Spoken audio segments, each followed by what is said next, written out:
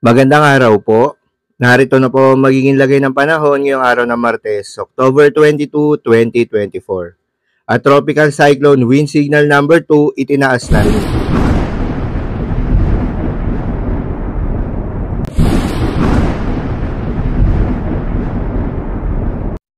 Sa kasalukuyan na tayong sa Pag-asa, lumakas na nga bilang isang tropical storm itong si Bagyong Christine, kaya naman nagtaas na rin ang Tropical Cyclone Wind Signal number 2 habang mga lugar na nakasailalim sa Tropical Cyclone Wind Signal number 1 ay nadagdagan pa kabilang na ang Metro Manila.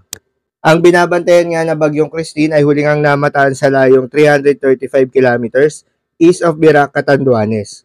Taglay nito ang lakas ng hangin na umaabot sa 65 kilometers per hour malapit sa gitna at pagbugso ng hangin na umaabot sa 80 kilometers per hour. Kumikilos ito pa west-northwestward sa bilis na 10 kilometers per hour.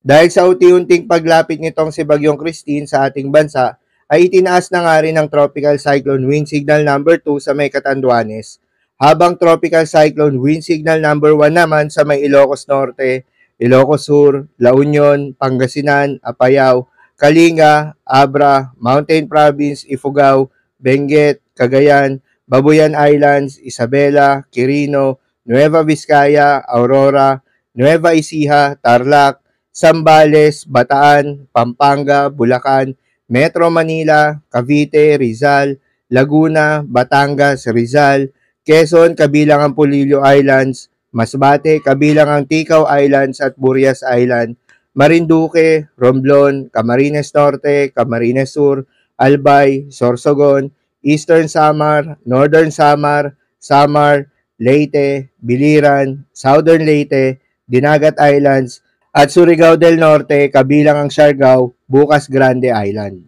At Tropical Cyclone Wind Signal number 4 ang posibleng itaas sa mga lugar na dadaanan ng sentro ng bagyo sa mga susunod na araw.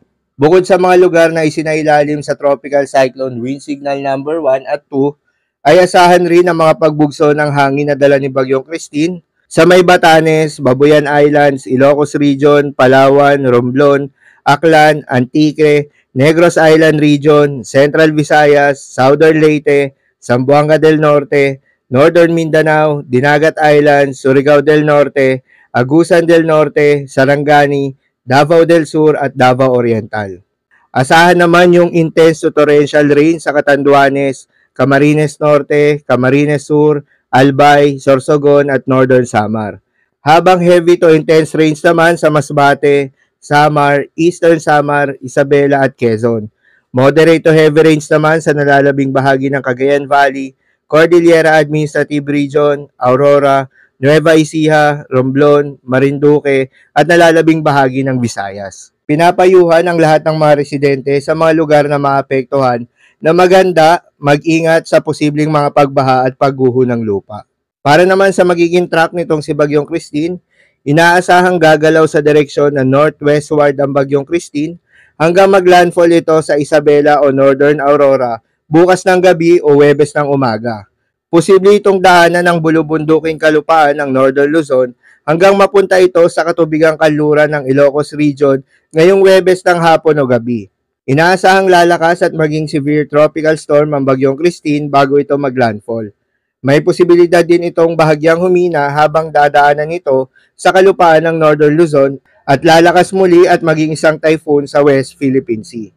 Posible din itong lalo pang lalakas at maging typhoon ngayong Biyernes ng gabi habang papunta ito sa West Philippine Sea bago ito lalabas ng Philippine Area of Responsibility ngayong Biyernes. Paalala lamang po na mga nasabing forecast ay posible pa pong magbago.